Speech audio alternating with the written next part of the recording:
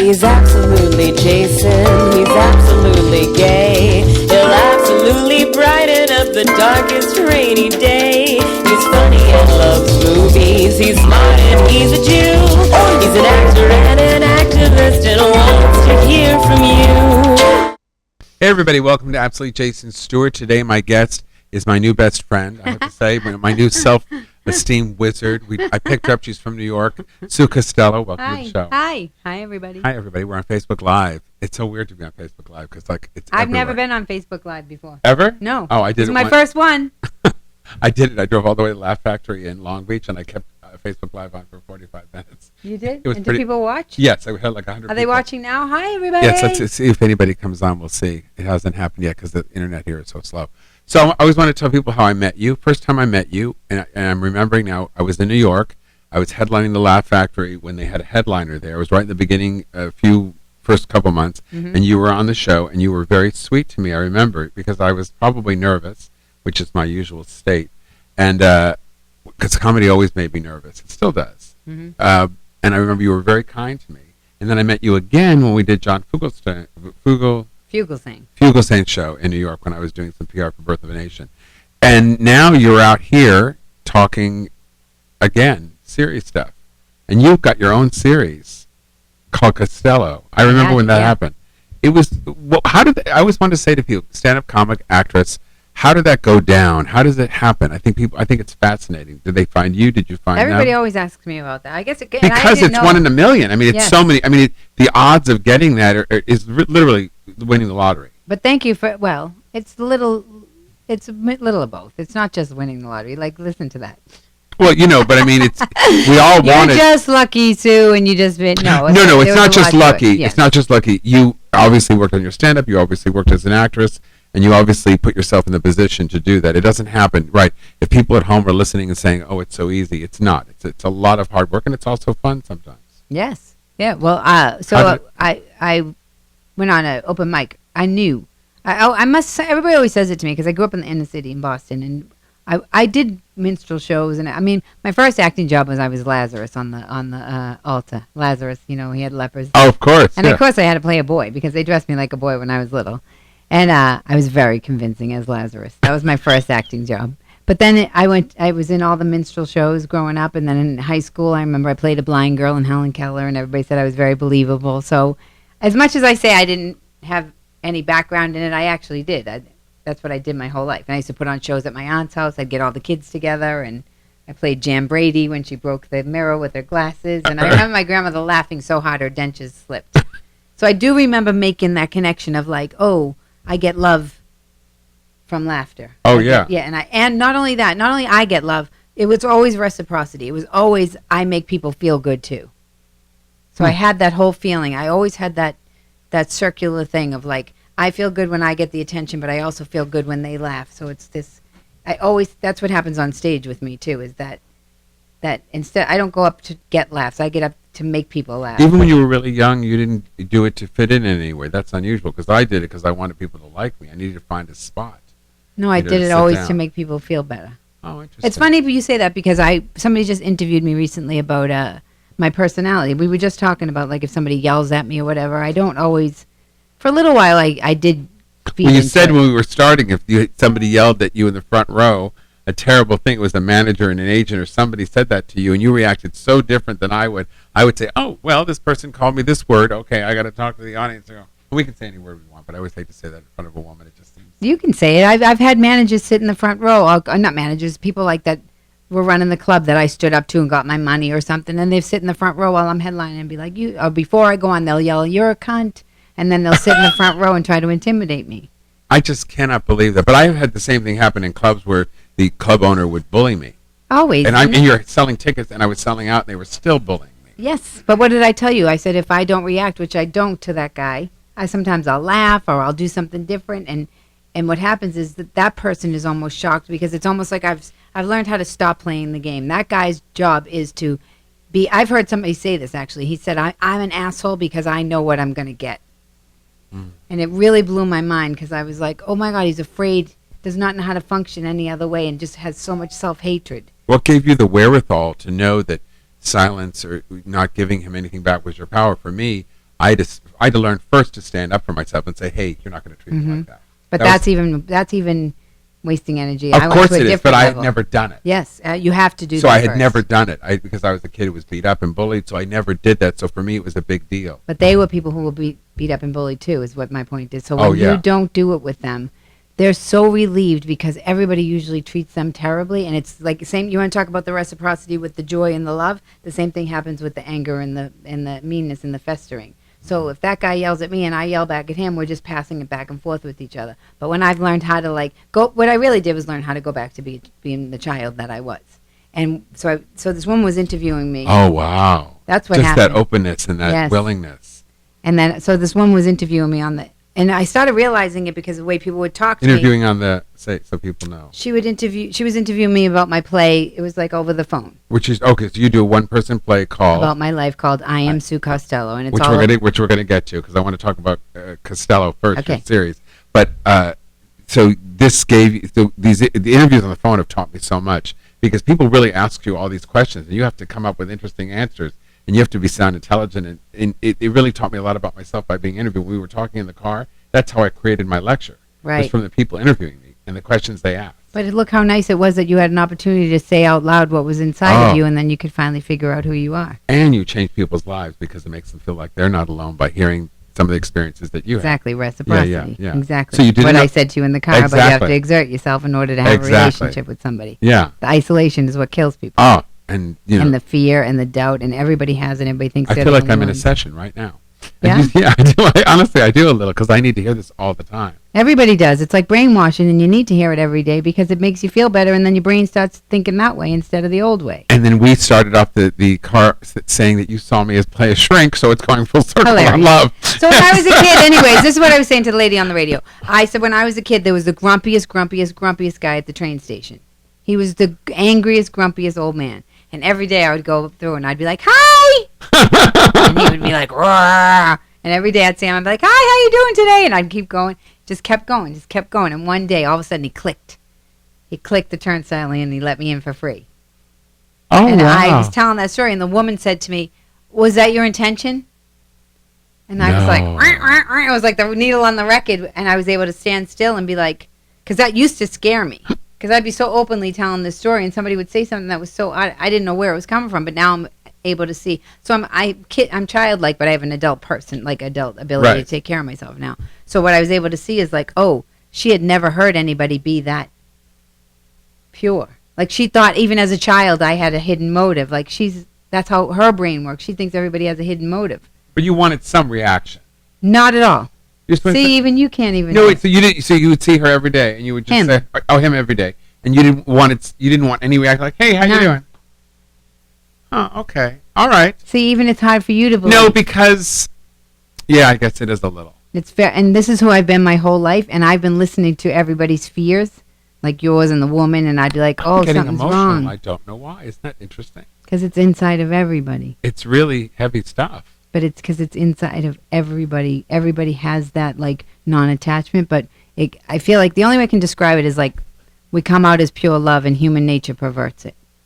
And you with this tough sounding voice, and you're saying that I am from Boston, and you got this. But all we need is love. You sound like you live right here, you know, in Venice Beach, and you're wearing a tie-dye shirt and some clogs. But I don't. I'm cool. I'm No, you got blonde hair, and, Yeah. and you're wearing a tight tank top and shorts, and you're cool and chick.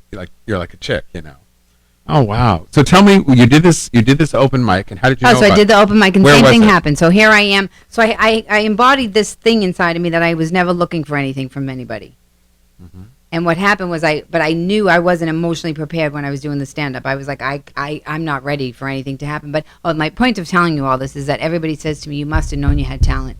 You never would have. Oh yes, I but think I don't you know if that. I consciously knew. No, but you know that you have something because people have. I could walk into a room and get attention as a child. I can get attention whenever I want. I have now. It's the opposite. I have to turn it off because I have to go. Okay, I got to just not do this. Mhm. I gotta- Well, it's a power that you need to learn how to use in a healthy Exactly. way, not in a. Yes, very much so. Mm-hmm. So you went to this open mic, and who was there? So I was teaching aerobics to old ladies. This is all on the play, and I was working at Caroline's, And I just found I found out the whole end of the story too just recently. So I had a spot at Caroline's. Caroline's, for people who don't know, really, really prestigious club in New York. Yeah, big deal in New And to York. get a spot there and to be a comedian that works there is a big deal. Right, but I was on the open mic where you had Still, to bring that's people. even a big No, deal. I had to bring 15 people. It's still a big, maybe it is a big deal. but Yeah, it yeah. still is, because even that to get in, everything is a big deal. Everything is a step that's hard to get into. Yeah. And not every. I always like to make sure people know that, because it isn't like, oh, I'm just showing up. It doesn't happen.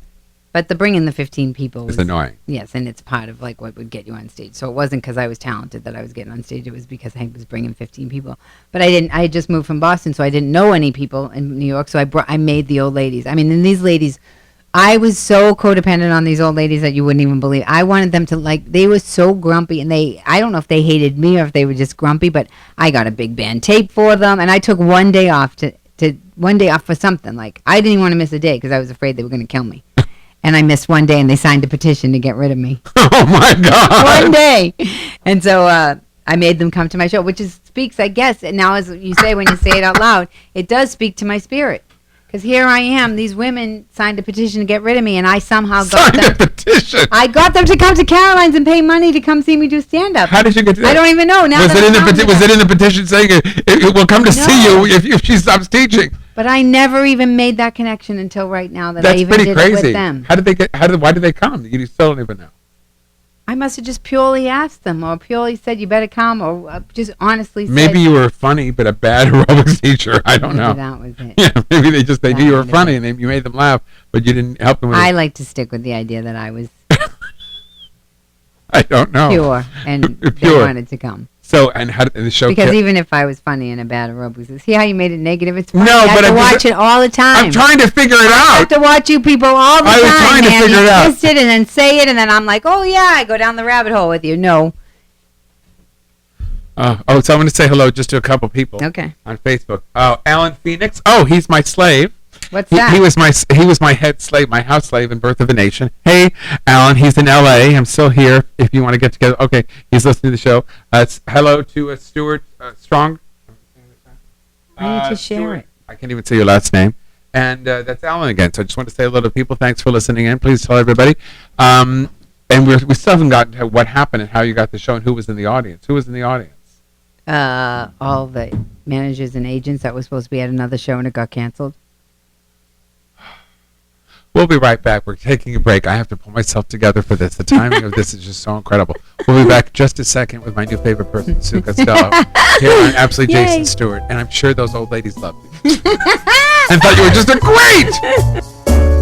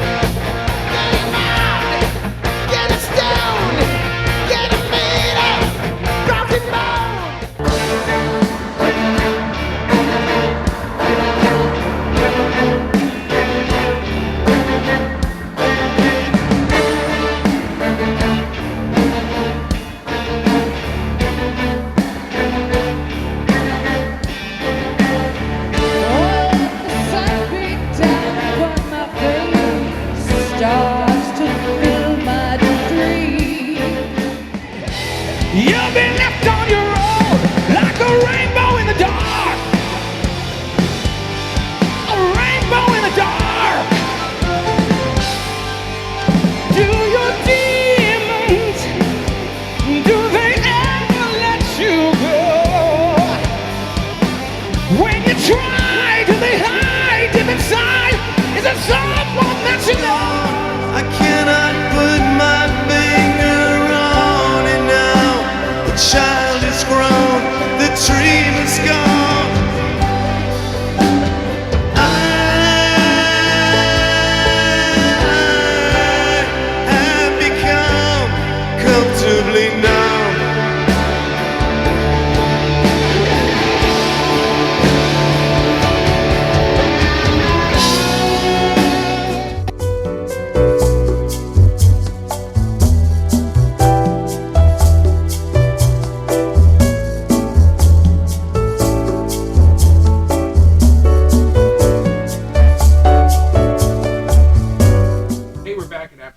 Stuart with my new friend here, Sue Costello, who's telling us the story of getting her. So all these managers and agents saw you by accident because they were supposed to go someplace else, and that was closed, and you were open that night, and you got these 15 or 20 old ladies from an exercise class to come who just laughed their heads off, and all of a sudden they all approached you and said, "I want to do a series with you." Well, we got the tape from that night, which I killed that night because I was always very funny. Which was hard to do in those days. It wasn't as hard. easy as it is now. But it was just, I had always killed, but I just was trying to hide myself because I knew I wasn't emotionally ready. It wasn't that I didn't know I was funny, but I was like, and it's so weird that happened when I was purposely trying to hide myself. And so the whole story is Artie Lang told me. I always knew that they had come to the. I knew that Luna Lounge, which was like the hip show at the time, had gotten canceled, but I never knew why. And it turns out that Mark Maron had missed his flight, so the show got canceled. And Thank you, Mark. I was on Mark's podcast on Telling him that WTF. story?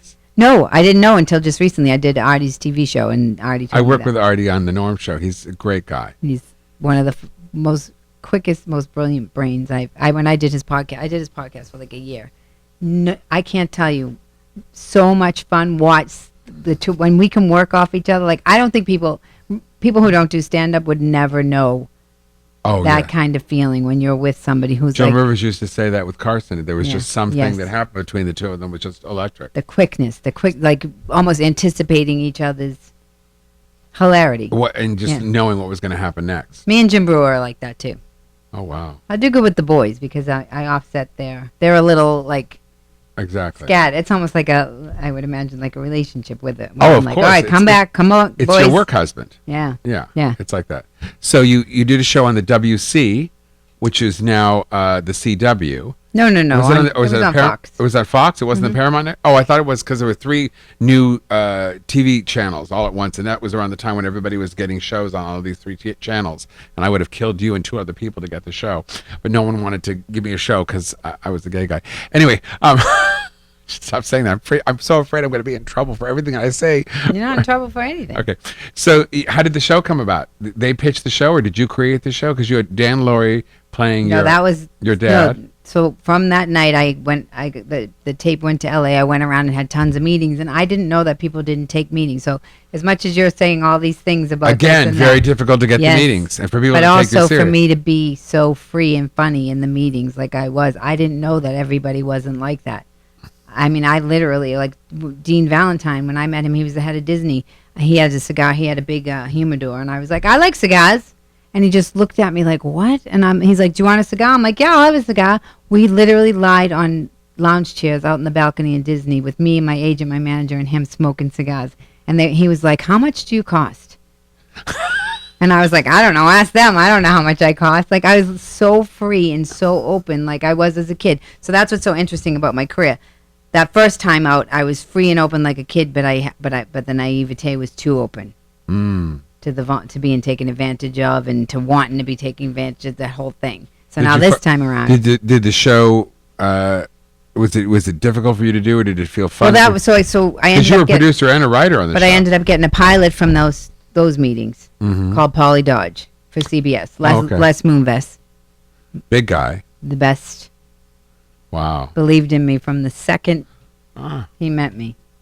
I don't even know what to say. That's lovely. I feel like I owe him like so much. Because it really started your whole career. It made you But he also believed in me, like really believed in me, not like just baloney. He saw what I had, Wow. and I told him recently. Really? Mm-hmm. That's nice. Gosh. That's what I'm saying. Go back to the love. Go back to the people who love you. Go back to the purity. Make sure you thank people. I mean, he's a big guy. Always. He's a big, huge guy, but guess what? He still probably wants to hear that somebody appreciates him. Of course. Everybody wants to. Everybody wants to know that they're doing okay. I always say there was this play called Orphans, and the movie starred Matthew Modine and Albert Finney, and he would say there was a line in the play that says, sometimes people just need a little squeeze of encouragement. That's all they need, just a little squeeze, just to let them know that there's that moment. And I just love that. And I But think people of that. project so much onto everybody that a lot of parentalizing is the way I describe it. Oh, yeah. And so people don't always get And I feel like I've broken out of free from all that, and so I'm able to really be present with people and really love them no matter who. And I don't mean like who, no matter who you are. Like some people say, like I don't care who you are. I really mean it. Like I was on the bus with this lady. She was like a cleaning lady, and she in New York, and we were on like the $20 bus going to Boston, and she was like telling me that her husband died, and she was going on and on and on about how he was abusive and he was controlling, and she's like, it's been 2 years, and as soon as I heard 2 years, I was like, well, 2 years is a little long. Usually it's a year, and then you start coming out of it. So I paid attention. I let her keep talking, and she was like, I don't want to be pitied. My family's pitying me. And then I was thinking, well, that's interesting. She doesn't want to be pitied, but she's telling me a very pitiful story. Right, so I'm taking this all in as she's telling me. I'm watching her. I'm witnessing her. I'm hearing her. And then she's like, he was so controlling and this and that. And then after she finished talking, I looked at her and I said, do you think maybe you're just really mad that he died and now you have to take care of the stuff that you didn't take care of before? And her face, she smiled. Jason, when I tell you, the biggest smile. And she goes, oh, you're not going to be able to ride the bus for very long. And I was like, she didn't even know what I did. And I was like, it was such a bizarre response that she thought I was going to, become so big that I wouldn't be able to. And she's wrong. I'll always take the bus. I'll always do whatever I want to do. But I'm the same way. But that point of like thinking that if you say like that to somebody, people are always afraid that it's going to make them upset or something. It makes them be. She smiled. She felt seen. She felt like, oh my God, she's stopping me from my own. Wow. Baloney. When we were talking in the car, I was saying to you that I feel like I'm my best self now. I feel like I'm exactly where I should be. I'm fine. I've waited all these years to start to work with the people that I want to work, and one of the people on my list is David O. Russell. And you got to work with him in The Fighter, and you played one of the sisters. No, I played one of the drug addicts with Christian Bale. No, one of the drug addicts. You weren't one of the sisters? Nope. Then I may have the wrong pictures. Everybody always thinks I was one of the sisters. I guess it doesn't matter. Oh, because you all look so, oh my God, because the hair and oh my God. So tell me, wait a second. I know who you played now. So you work with some extraordinary people at a level that that you would probably never worked with, I'm guessing, because in a motion picture. Well, I worked with Lawrence Fishburne, so that's pretty big. But this was like there's something about David O. Russell, I think, for actors, and this was the beginning of his. Comeback, yeah. Yeah, it was these 3 or 4 films in a Silver Lining Playbook. He started with The Fighter. That was his comeback. Yeah, that was his but also working a different way. You know, there was this. It seemed to change, is what I heard from everybody. That's what Jack McGee, who's a friend of mine, told me. Oh, Jack was in The Fighter. Yeah. Costello, what are you doing? Come over here! When I was on the set. How much he improvises a lot, right? I don't know, because I wasn't in scenes with him, so I don't know. No, just in the film period, there's a lot of improvisation, right? No? Well, David told me everything to say. But in that sense, yes, it wasn't in the script, and he would tell me what to say. So tell me the process of how. But first of all, I want to finish about the pilot. So I shot a pilot. Oh, I'm so sorry. That's Go right. ahead. I shot a pilot. It didn't get picked up. I ended up going. I was supposed to be on Murphy Brown for 13 episodes with the backup development deal. I got fired from Murphy Brown after like 3 days, and then I got. Why did you get fired? I don't know. I still don't know. And so then I've gotten fired too. Yeah, everybody gets fired. So then I went to except for the people that tell you they don't get fired, and then you feel like, oh my God, you didn't get fired. Everybody gets fired. It's part of doing business. And so then I was trying to do another pilot, and then that got screwed up. And then Les Moonves, he used to always call me at home, no joke. And I told him that recently. I was like, everybody used to tell me that you can't call me at home. I'm like, why did we waste so much time? You used to call me, used to tell me what to do, and I would do what you told me to do. It was so simple. Same thing happened with David O. Russell. David O. Russell was like, Costello, come here, tell me what to do. I'd do what he told me to do, and I'd just do it. And there was no complications whatsoever. It's the best. None. Because that's what we are. I think we want to be directed. We want to say, hey, how do you please the person that's running this ship? That's what I think as an actor you are, is that you are there to put the vision of this person who's the showrunner or the director, or on Broadway, the writer, the theater, of who's doing the ship. It's the most exciting thing. If you could just do that, if you can say that's what was so much fun with Nate Parker on Birth of a Nation, is to be with someone that's so powerful. That's what I mean about David. I mean, you've worked with other people, I'm sure, but there's something about him that's extraordinarily special, and his films have this feeling of realness that makes you feel like you're in it. You're like, yeah, because he's in it. Definitely. But they were saying yesterday, where was it yesterday? They were saying that they read that he had the camera on Jennifer, what's her name? Lawrence. On her, like, right on her face. Oh, yeah. He's really in it. So anyway, so then I was shot another pilot for less, which they directed me down. I showed up and saved the day, and then they were directing me down, and I knew they shouldn't be directing me down, but I was like, I'm only here for 2 Tell days. people what that means, directing you down, so they'll know at home. Like making me smaller, making me much smaller, and I felt like I shouldn't be being smaller because it wasn't making sense with the script or anything. But they were like, you're fine, and what they were doing was helping other people. And nowadays, I wouldn't let anybody direct me. Well, no, smaller. they're trying to make you into this thing, so you become marginalized, and you become. It's like you become white bread. No, they were trying to keep me from being funnier than someone else. Oh, that's even worse. Which might be why I got fired from Murphy Brown. Because I remember when I showed up in the set, this set, they were like, "Oh yeah, she said she wanted somebody funny, but not funnier than her." And I was like, "Quiet! I'm gonna get fired again." I was like, "Shh." So anyways, so Les shows up on the set the night we're shooting the pilot, and you can hear him screaming in the back, screaming, "Where's Costello's personality?" And I was like, "What?" I'm like, "I just showed up." I'm like, "The guy told me." And I remember pulling in on myself, and I will tell anybody listening, always trust your gut. It's hard to find it. It's hard to know what the difference is, but anytime I've trusted my gut. So I pulled in on myself under all this duress, and I was like, I'm just going to do what I felt all along. And I just did it. And from that pilot, I got Costello because they saw the pilot and they were like, Sue Costello's the most real thing in that whole thing. And that's how I got my TV show. So it wasn't, everybody's like, oh, you just got all the, I actually showed up at different levels to get each thing that I got.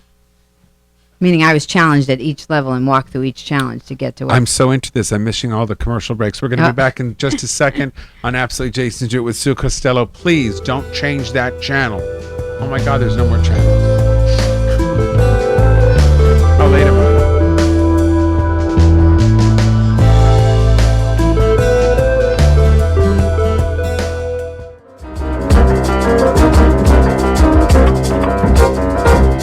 Again, I am so fortunate co-hosting with me the owner of Hidden Streets of London, wall broker and urban art promoter, Danny Wood. What's up, Pearl? How's it going? It's good to be back. LA-based artist exercising the power of words, sharing with the world motivational and inspirational messages, a writer doing time in Hollywood. Wordsmith. Hey. LA-based artist working on an international stage to spread positive messages paired with zany imagery. Meg Zaney. Getting read on a daily basis all over the world, and for any writer that's just living the dream. So of course, I'm putting you up can say words that mean something to me, and the fact that they are resonating with so many people, Makes or just you with just the build masses. you. Yeah. Absolutely. Yeah. I actually thought superheroes did street art. Zany Miss Zany. What's your deal?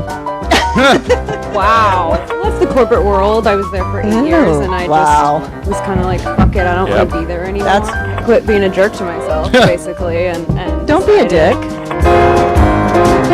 Famous British red postbox, right? Now I'm guessing there's no permission given that. No. So part to do with like the monarch in terms of Elizabeth. So maybe that means she's a fan of street art. I don't know. Shouts to Liz, our queen. Yeah. How do you do the wave? Oh, Do you, no, it's you know how to do the wave. wrist, I don't know. wrist, elbow, elbow. I You don't don't know. I got no idea. I'm You not. don't know how to do the wave? Fuck would I? Great to see artists from a city so noted for its creativity coming all the way to London to brighten up a rather dull summer. How cool is that? Like Shakespeare says, words, words, words. Yeah.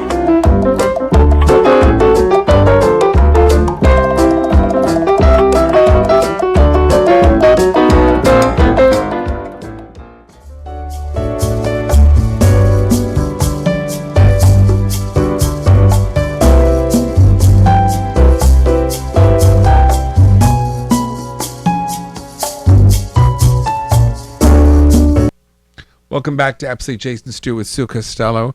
And we talked about the pilot. I interrupted the story like 9 times because I'm so excited about it.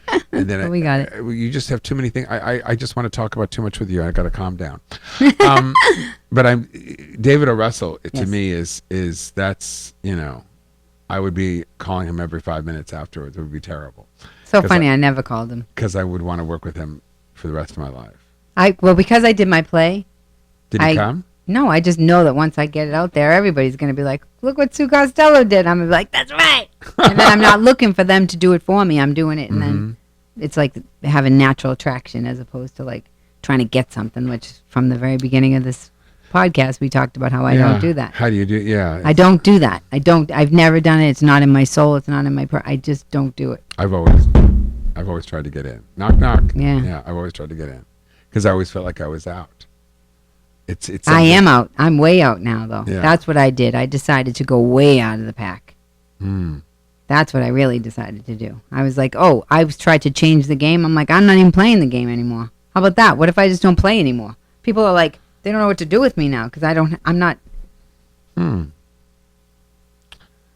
it still works. It is still. Not only still works, It's gonna work. it's a million, gazillion, trillion, million, gazillion times more fulfilling. Oh, I would think so. Oh, and I can show people that it's true that they can too. Mm-hmm. That they don't have to be so scared. But your part in the David O. Russell film is completely different. You're not a drug addict. No, So how did you get that part? I auditioned. You never heard that story? No, tell me. That's You what want me to hear? Are You really you want to kidding? hear I'm it? waiting. I'm dying. I'm going to say your I've favorite only word interrupted again. you 5 times. Oh my God. So I got the email that we're going to audition for this movie, The Fighter. Now, I lost everything. I told the story on WTF too. I worked so hard on this play that literally everything fell to the wayside. I lost my apartment. I lost all my money. So with the TV show, my brother got paralyzed in a drunk driving accident while the TV show was on the air. Mark McGuire hit his 62nd home run the night of the premiere. Mark McGuire is a... Sammy Sosa and Mark McGuire He's were a baseball having... player? Yes, they were Okay, having a thank you. baseball... he broke his record, and it turns out later on he was a drug addict, and I'm like, figures another drug addict ruined my life. So the night of the premiere, the show did not premiere because this was going on. They preempted it. So all this stuff was going on. And then my boyfriend, I wasn't paying attention to my boyfriend because I was so depressed about the show. And my boyfriend moved out of me when I was away for the weekend after I lived with them for 8 years. So at that point, I was The week like... of the premiere of your television No, show. no. So the show got canceled. After 1 episode? After like 4, but they were preempted in between. It was really sporadic. It was supposed to be like the best thing. They were saying, even people from other networks, even Les Moonves said, I love Sue Costello so much, I want her to be successful even if it's on Fox. Like, that's how everybody. Because Fox in those days was not what Fox is now. No, but everybody was like, this is the best show. And then it went from that to like, and then my brother got injured, and where I should have been stronger on the show, taking care of myself and being the boss, I didn't have it in me. I was devastated. I was young. And then, so then the relationship, my brother was still recovering, and the show had gotten canceled, so I wasn't paying attention to the relationship. So then the boyfriend moved out of me when I was away for the weekend after living with him for 8 years. And then I was like, it can't get any worse. It can't get any worse. Oh, it got worse. Then I lost my apartment.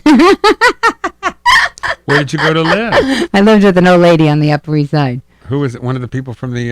No. I know, old ladies have been very I good gotta to tell me. you something. I have to say, if I ever get some If award you're or doing something... this story in the show, you said I moved in with one of the ladies from the class, the one that would actually talk to me, the one that did the list. She felt so wouldn't say. bad, she created the list to get me out. No, that's what you know how people thank their agents and their managers? I'll be like, I'm going to thank Ethel and Myrtle. And How did you find this woman to live with? she was a friend of a friend. It was interesting because so the whole journey is what proved me to be who I am today. Like when you think like, oh, my biggest fear is I lose everything. And I couldn't even get comfort at the time because I couldn't tell anybody what was going on with me because I was almost everybody's fear personified. God. It was at the time when the gluttony was still, everybody still had tons of money and like all the tragedies hadn't happened yet. Tiffany Haddish was on my show a couple of years ago, and she talked about the same thing when she was homeless, and she said it's just so hard to tell people that because nobody wants to hear it. Well, it's just their fear. It's not, see, even it's- those words, but it's though. meeting- not but it's not meeting- that they don't want to hear it. It's that it's their biggest fear. Exactly. So it is something that you don't want to hear because it's so overwhelming to you.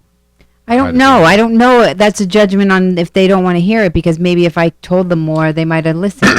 Well, that's what then I'm saying it wrong. It's we think that they don't want to hear it. Yes, that's what I mean. So it's So I'm because saying I it keep wrong. going further, I'm realizing like maybe that was my projection. Maybe it did make them comfortable, but they still would have listened to me. Mm-hmm. Like it's not all black or white. So I had to like pull in on myself, and then I had to figure it out. I literally just had to figure it out. Wow. And I figured it out, and I lived with her. And let me tell you, I was like, I can't. This cannot be my life. I can't. I'm like, I can't. I'm happy. I'm a joyful person. I can take a lot. And I remember lying in the twin bed, her son's twin bed, and I was like, God, I can't take another second. I can't. And then I got the email for The Fighter From an agent, I'm guessing? from the casting director. I didn't even have an agent. I never my thought I God. was even ever going to be back in LA doing what I'm doing. I never thought Can I you was say who gonna the do it. casting director is? I always like to give a shout out. Yeah, Sheila Jaffe. Oh God, she's terrific. Yeah, Sheila Jaffe. She was. She's Mark Wahlberg's casting director, and It's also she's on her own. She's just a fabulous, just great taste. Yep. And you went in and read and kicked And ass. we were invited. It was me with a bunch of other actresses that were well known. So at least I knew. I was like, all right, at least I'm still being considered. And they weren't auditioning. It was just a few invited people. Wow. And I went in and they were like, we had to audition. Like you saw the movie where they did the HBO documentary on Dickie. So that's what they were doing. I went into audition to play the Dickie sister. was the part played by Christian Bale, who won the Oscar for and that. who had the drug problem. Right. So they did an HBO documentary on him in the movie. And so they were auditioning us as if we were Mickey. So I was auditioning for the sisters as if we were Mickey's sister, and they were asking us questions about our brother for the documentary. So we had to improv a lot. And so we improved a couple of things, and it was the first time I ever saw that I was ever in the room with other actresses. And I couldn't believe how much I could improv. They couldn't improv. And I was like, I didn't know. Comedians are great at it. But I didn't know. Yeah. And then the Sheila was like, what happened to that line? And they were like, Sue made that up. That was Sue's line. And I was like, oh, I didn't know. And so then they took us in by ourselves, and they were going to talk to us about ourselves first and then interview us as the character. And so they said, what's your name? I said, Sue Costello. They go, how tall are you? I'm like 5'3". They're like, have you ever been in a fist fight? And I'm telling you, it was like the two worlds had collided, and I was never been so excited in my whole life. I was like, have I ever been in a fist fight? And I was like, click, click, click, click, click. Which one should I tell them? Which one should I tell them? And so I told them a story about I was in Faneuil Hall with my sister, who was at BU Law at the time. She had like one semester of law under, like a moot court or something under her belt. And I was drunk out of my mind. And this girl came walking towards us. She was like 6'7". She had a leather jumpsuit on. Leather jumpsuit? Like swinging around like crazy, like, wah! And my sister goes, don't you say a fucking word. And so I didn't, and under my breath I went, when she walked by me. She turned around, she punched me in the face and knocked me out cold. I was knocked out cold in the middle of Faneuil Hall. The girl was going to murder me. I mean, she was like, rah, rah! And my sister tried to calm her down with her moot court skills. And she finally calmed her down, and I woke up and I called her a cunt, and she knocked me out again. Again! And she knocked me out. And then so I told that story. And then later on I called. I never had the self-esteem to call the casting director, but I somehow knew I was going to get the movie. Like inside, I just kept. Mm-hmm. And she was like, Sue, we don't know what's going to happen with the movie, but David O. Russell loved your cunt story. And so from there. Again, So from there, he brought us up to Boston, and he auditioned us. The 5 girls, they were all. She left the twin band, went to Boston. But there were other girls from Boston. We found out there were other girls from Boston, and then the energy got even more competitive. And then we found out 2 girls from LA had already got the part, and so it was like very competitive. But there were a lot of parts open. No, there were only like 5 sisters. 5 sisters and the drug addict. No, that wasn't even on the table. Ooh. That wasn't even on the table. Oh, it was just for us to audition for the sisters.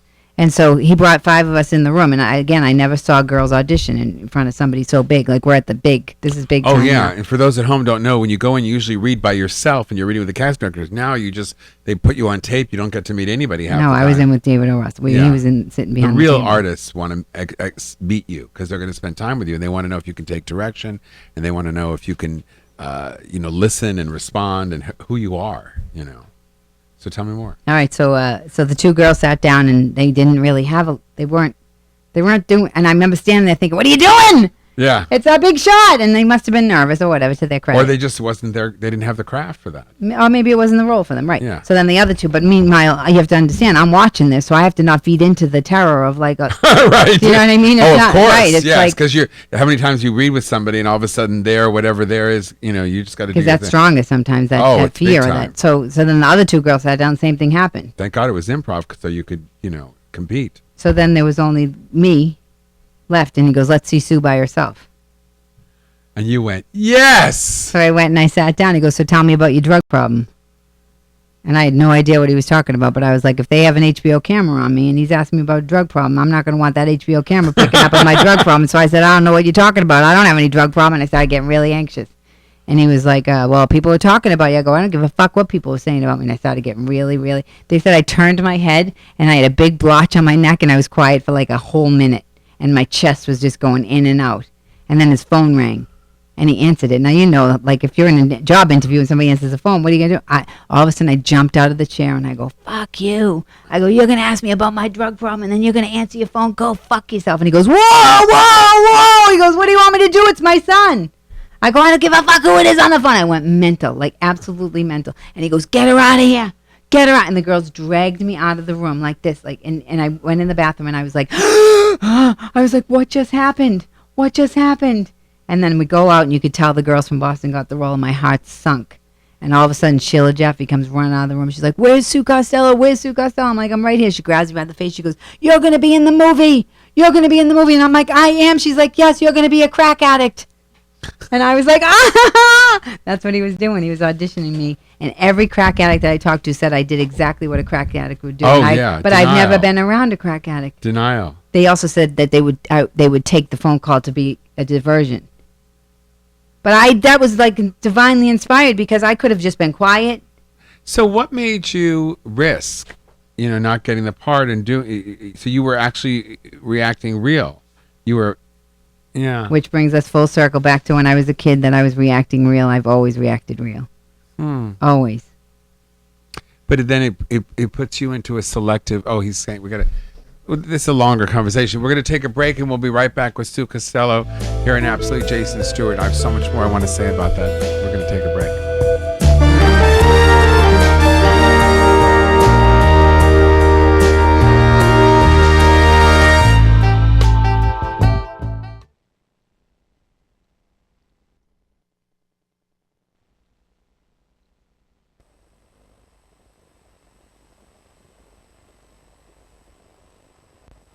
I like to sing, dance, pretend, and I like to have fun.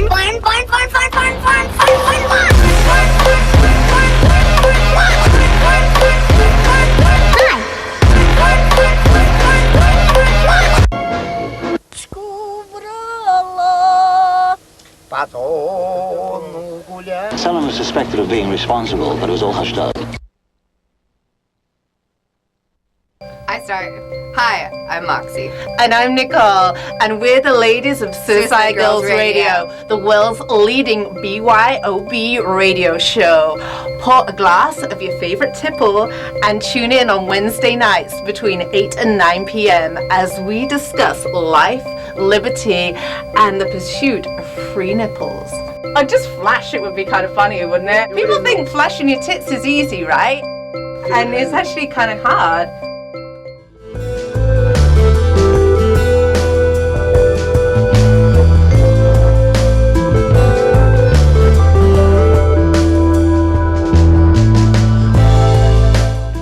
So we're talking about getting this job, totally improvising, totally being incredibly offended with David O. Russell.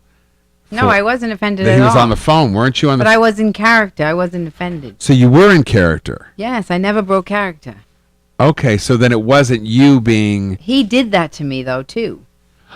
Oh, okay. So it was... He saw the other girls weren't doing the job. He said, let's see if Sue can be the drug addict. Then I missed that. So you were staying in the character. He said, these four girls aren't doing their job. Let's see if we can get Costello to... Did he say that? No, but that's exactly what he did, because why else did I end up in the movie?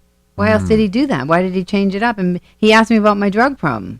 He did. Okay, so when you said it, I thought, you went berserk and you got the part because you were, but you were telling me what you were actually feeling and you used your real feelings in the room. And he did that. But yeah, I think you did that. See, I think you did it. He set it up, but you did it. I did it. Yeah, he didn't do it. The other girls couldn't do it. And not that they're not good actresses. No, it just means that it's just some people cannot go off book and some people, and I think you have to be able to do it all. I think you have to do it all. Well, all I know is it was like divinely inspired. Because Did it change your career?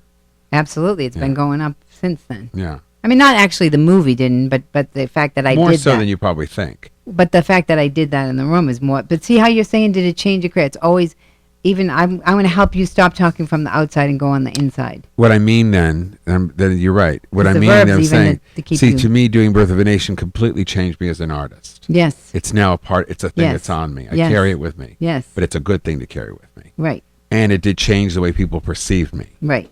Because of the work and being invited to sit at this table. And that to me... But it's because you're allowing yourself to be seen. Oh. Yeah, you're going to make me cry. It's the truth, though. Are you trying to make me cry on my own show? Oh, man. No, it is. Let's talk about your one-person show. Let's talk. This is what happens with people with the play too. Yeah, but it's called I Am Sue Costello. And it's all about everything that I'm talking about. I went on this journey to find out who you are and to bust through the fear. I never bought the fear. Never bought it. I didn't like it. Everything in my body repelled it, and I was like, "How do I do this?" And I also wanted to do it. And this I wanted fear to is the worst thing for you. It's not real. What do you mean? The fear is not real. The fear meaning. Oh, I see what you're saying. So yeah, you're right. Look at my fear of if I tell somebody that I have nowhere to live, that they don't want to hear it, or I'm going to do this wrong, whatever it is, whatever you're. And then you actually do self-fulfilling prophecy because you're afraid you're going to do it wrong, and you make it wrong, which is another way of not being seen. Wow. And then you just don't get to be who you are in the moment. And then you can sit around and go, why can't anybody see me and nobody cares about me? Nobody, like that lady on the bus. Well, I don't want to be pitied. Well, stop telling fucking pitying stories. And she loved it. I cut the bullshit for her for 5 seconds. So what will your show be about then? My show is about me from when I'm 10 years old. Your new TV show. Oh, I'm keeping that to myself. But it will have the same. It'll be all about. It's not a total comedy show then. No, it'll be a dramedy, and it will be about this idea of love, but not like you said in a package. That's a human package. Like you can still be cool, you can still be sexy, you can still be happy. You don't have to give up everything to be. So you need a sidekick to hilarious. Who cries on point? I don't cry on point. It's just you made me cry. You did. I can't cry though, but you made me cry. You did it because it's just I'm so in the moment when I do the show that I'm just the idea of doing the show is to be interested. I'm incredibly interested in what you have to say. So I dug deep over these 20 years doing this play and went with people. I always say I went where everybody's afraid to go, and I found out that it was awesome. So I went and I was like, this fear. What if I do this and this happens? What if I do that and that happens? What if I lose everything? What if this happens? And it all happened to me. And all I found out that people showed up for me. And this whole idea, my whole brand, my play is all about trying to help people figure out how to get help equal to what they need instead of perverting it, instead of like capitalizing on it or feeling like you're a loser and you need people to help you and acting pathetic like that, because we do need people as human beings. We need support, like you said. That oh God! But how do you do it? How do you let yourself be open when you've been so wounded? How do you say, will you help me, and have somebody say no? Yeah, and there's a lot of no's. Not just in our profession, but in the world today of what's going on. I think there's a lot of no's, and no matter what you do, it's not just talking about being an artist, but being whatever your thing is that you want to do. You have to know that who you are inside. You have to go back to that child. But there are people out there that will say, you can call and say they said no, and they'll say, go ask again. Oh yeah, I've done that. But I'm saying there's support out there. There are people like, so I found out, like in my head, I thought the whole thing, everybody's going to fuck me over. I'm going to, that was put on me on top of what was inside of me underneath. And I was like, I don't like that. Let me see if that's really me or if that's something somebody told me. Because like you said today, so many people tell you can't do that. No. How many times during the day? You pass the salt and they're like, don't put it there. And you're like, and you don't put it there. It's like, how many times during the day people tell you don't do things? Or for me, it was always people telling me that I was limited. Not in those words. But they're speaking. I always say you live your life through the projections of other people's regret. Oh, wow. That should be on a poster or something. It's what happens to people. Don't do that. And they don't even mean it. So to take it even further, like they don't even mean it. They can't stop themselves either. Well, this is great conversation, and I think my session's up right now. Is it? Are we done? That went by crazy. We are done. But I want to tell people, because this is about you and not about my therapy. You have a couple more movies coming out. The Witching Hour. Yes. Wasn't that out this year? The Witching Hour. No, it hasn't come out yet. I don't know what he's doing with it. But Kevin, come on, get that movie. Kevin Williamson, right? Yeah. Yeah, I've been reading about that, and also there's another one called Brutally Yours. I don't know, you don't know what that is? It's your own thing. Adrian. This I is feel Sue like Costello. I should know what that is. Yeah, you actually did this movie. Well, we're looking for The Witching Hour, and I've been reading about that, and I think it's going to come out in the fall. That's what I don't think I did Brutally yet. It's in but pre-production. I don't know if I did that. Well, occasionally there's something that maybe I need to Google it. Well, I don't know. Or maybe I already got cast in and I didn't even know. Look how spiritual I am. Things are just popping up. And where can people catch you if they want to find you? In SueCostello.com? I'm at the Laugh Factory tonight. Oh, in Laugh LA. Factory tonight in Los Angeles. Yeah, Okay, Laugh what Factory time? tonight at 7:45. I'm on Kevin Nealon show. Okay, SueCostello.com. Facebook, it's Sue Costello. Twitter is at Sue Costello. Instagram is I am Sue Costello. Everything they can find on your website, right? Yes, they can. And my play dates. I'm going to do the play. I'm going to do it in New York all summer. So But if I you're in really New York, think you should do it here. I'm going to do it out here. It's a mistake not to. I'm going to do it out here. That's just a Jewish way of saying that you should do it here. Okay. And I love you. All right. Thank you so much. If Thank you forget you. her name and you don't know how to spell it, just go to jasonstewart.com and I will send you to wherever you have to go. Thank you all very much for watching the show, and take care until next week.